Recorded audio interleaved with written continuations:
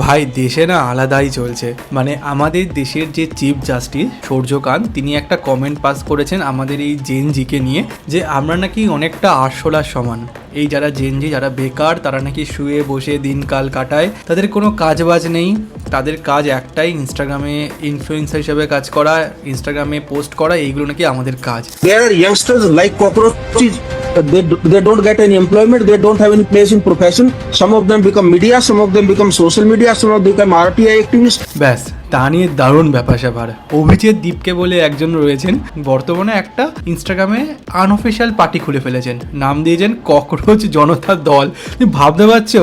আর সেই পার্টির ফলোয়ারের সংখ্যা রকেটের গতিতে বাড়ছে, মানে রকেটও লজ্জা পাবে।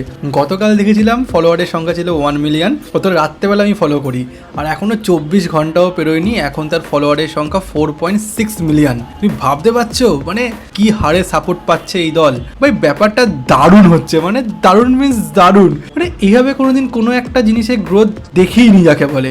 আমি চাই ব্যাপারটা অফিসিয়াল হোক, আর এই পার্টিটা অফিসিয়াল হলে না এই দেশ একটা ভালো বিরোধী পাবে, মানে জেনজিকে নিয়ে। হ্যাঁ অবশ্যই তাকে ঠিক পথে পরিচালনা করতে হবে, এটাই তো মেন কথা, কিন্তু হলে মন্দ হয় না।